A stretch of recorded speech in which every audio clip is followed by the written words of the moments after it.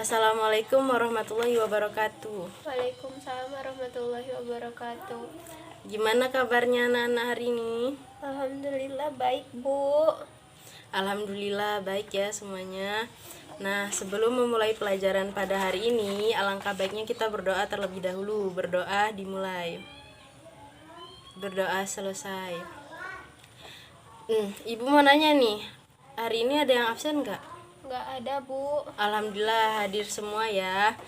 Nah, sebelum memulai pelajaran pada hari ini, Ibu akan mengulas materi minggu lalu tentang perkembangbiakan pada makhluk hidup. Ada yang masih ingat nggak tujuan dari perkembangbiakan pada makhluk hidup itu apa? Saya, Bu. Ya, silahkan Maisa. Tujuan dari perkembangbiakan makhluk hidup yaitu untuk mempertahankan jenisnya, Bu. Bagus, benar ya yang dikatakan Maisa tadi. Jadi tujuan dari perkembangbiakan pada makhluk hidup itu yaitu untuk mempertahankan jenisnya sehingga bisa kita temui di beberapa waktu ke depan. Nah, Ibu mau nanya lagi nih. Ada yang ingat nggak jenis dari perkembangbiakan pada makhluk hidup itu apa saja? Saya, Ibu. Ya, silahkan Maisa. Jenis dari perkembangbiakan makhluk hidup yaitu vegetatif dan generatif, Ibu. Good, benar ya yang dikatakan Maisa. Jadi anak-anak, jenis dari perkembangbiakan pada makhluk hidup itu ada dua. Yang pertama yaitu generatif dan yang kedua yaitu vegetatif. Nah, generatif sendiri itu terjadi karena adanya fertilisasi atau perkawinan. Nah, sedangkan vegetatif itu biasanya melalui fragmentasi atau pembelahan diri. Nah, Ibu mau nanya nih, anak-anak ada yang mirip nggak dengan anggota keluarganya, seperti ayah ataupun ibu? Ada, Ibu. Nah, apa tuh contohnya? Contohnya warna kulit. Benar, jadi pasti tiap-tiap dari kita itu memiliki kemiripan dengan anggota keluarga kita, seperti ayah ataupun ibu. Contohnya seperti warna kulit, warna bola mata, warna rambut, bentuk wajah, dan lain-lain. Nah, jadi anak-anak, materi yang kita pelajari sebelumnya tentang perkembangbiakan pada makhluk hidup itu berkaitan dengan materi yang kita pelajari sekarang tentang pewarisan sifat. Karena perkembangbiakan itu akan melahirkan keturunan. Nah, keturunan tersebutlah akan mewariskan beberapa sifat. Seperti itu anak-anak. Nah, Ibu mau nanya nih, ada yang tahu nggak tentang apa itu pewarisan sifat? Tidak, Ibu. Nah, Ibu jelaskan ya. Jadi, pewarisan sifat itu adalah sifat yang diturunkan dari orang tua kepada keturunannya atau kepada anaknya. Jadi, anak-anak, setiap dari kita itu berasal dari zigot. Nih, gambarnya. Nah, ini zigot. Nah, zigot sendiri itu terjadi karena adanya sel sperma dan sel telur. Nah, di dalam sel sperma dan sel telur itu mengandung kromosom.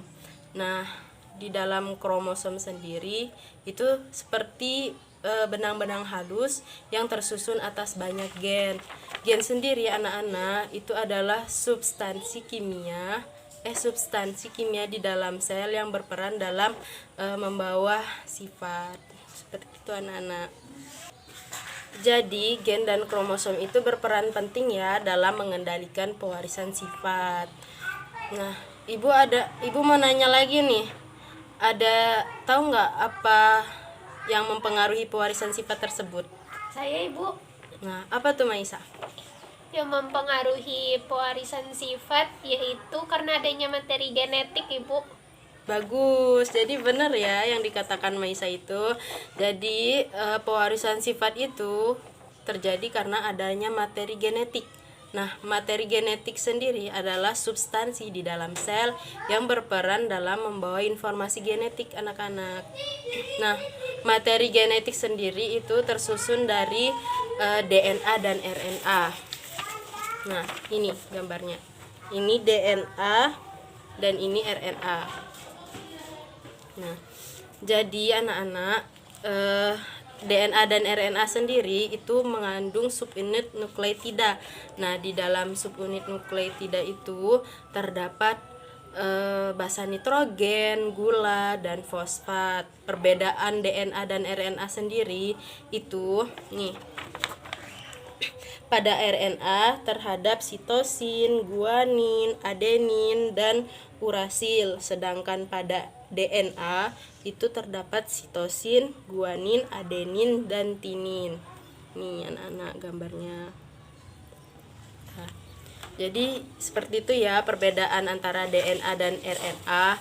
Nah, di dalam DNA sendiri itu lebih kompleks daripada RNA karena di dalam DNA ini terdapat untai ganda nih, untai ganda. Sedangkan pada RNA itu hanya satu untaian tunggal gitu anak-anak. Nah, DNA sendiri itu berfungsi untuk menyimpan informasi genetik, sedangkan RNA itu sebagai sintesis protein.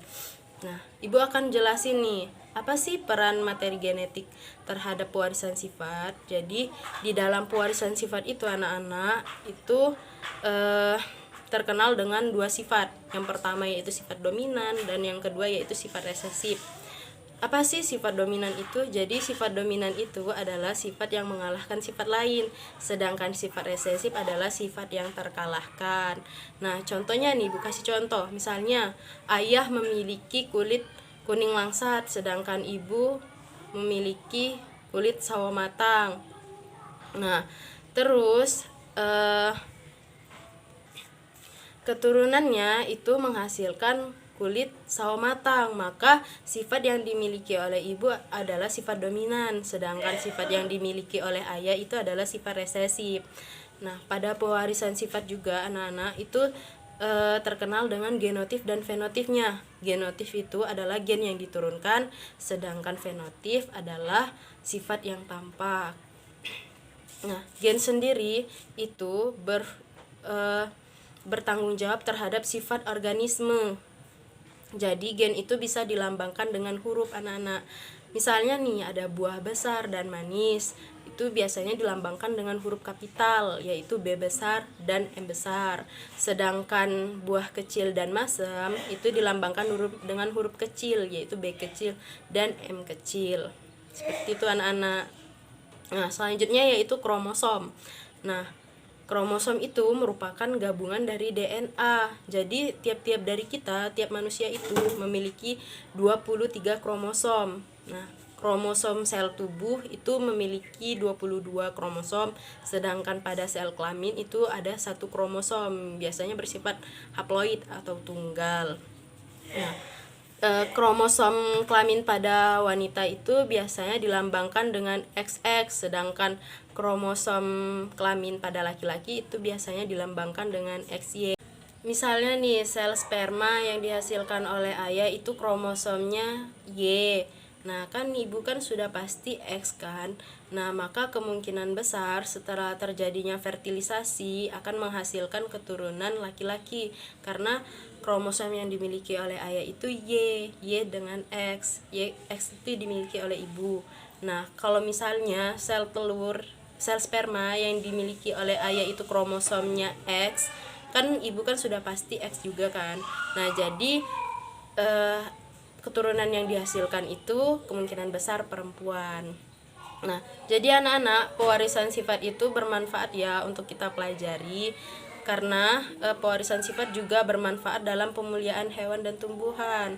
Misalnya nih, pada hewan bermanfaat untuk menghasilkan hewan ternak berkualitas tinggi, sedangkan pada tumbuhan itu bermanfaat untuk mendapatkan varietas hibrida. Varietas hibrida sendiri adalah keturunan langsung dari persilangan 2 ataupun lebih spesies. Seperti itu anak-anak. Nah, di sini sudah ada contoh persilangan monohibrid. Apa sih persilangan monohibrid itu? Jadi, persilangan monohibrid adalah persilangan dengan satu sifat beda. Hukum yang mendasari persilangan monohibrid ini adalah hukum Mendel 1, yaitu hukum segregasi bebas. Nah, kita lihat ya contoh soalnya anak-anak. Persilangan antara bunga mawar merah M besar dengan bunga mawar putih M kecil dengan gen M besar bersifat dominan penuh terhadap M kecil. Lakukanlah persilangan hingga mendapatkan F2. Nah, kita lihat penyelesaiannya.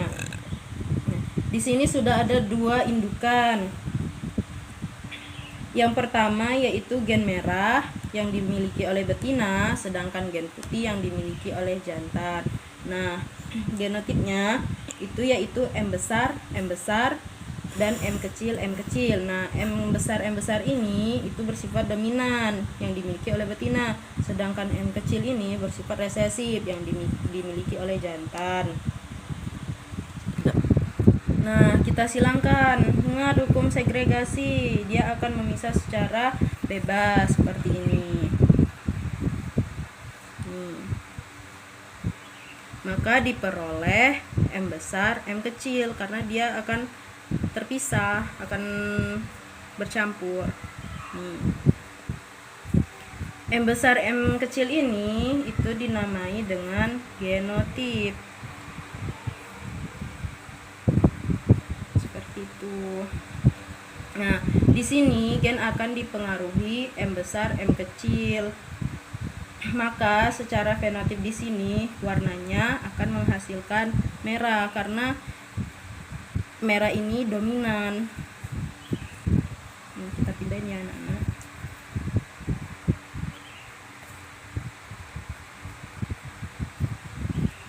Nah, inilah anakan dari persilangan monohibrid dari hasil F1 seperti itu.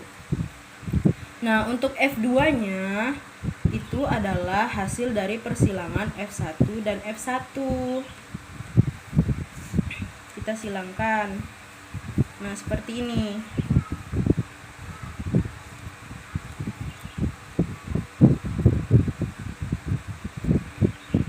Maka untuk gametnya, genotipnya itu diperoleh M besar dan M kecil disilangkan dengan M besar dan M kecil. Maka akan mewariskan gamet ada dua, bisa M besar, bisa M kecil. Nih seperti ini.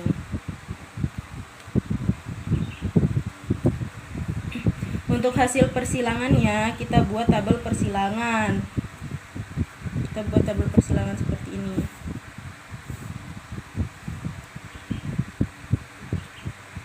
Ini untuk betina dan ini untuk jantan. Ini untuk betina, ini jantan. Nah, maka kita silangkan seperti ini. M besar dan M besar, M besar dan M kecil, M besar dan M kecil, M kecil dan M kecil. Nah, berarti untuk rasio genotipnya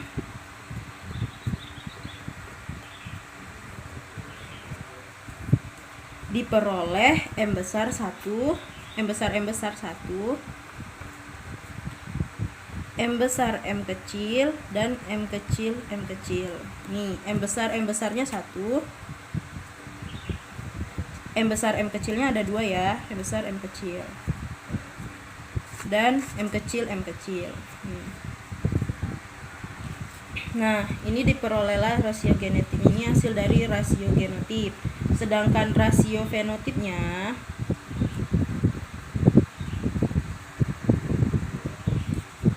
karena merah itu lebih dominan, maka merah banding disilangkan dengan putih.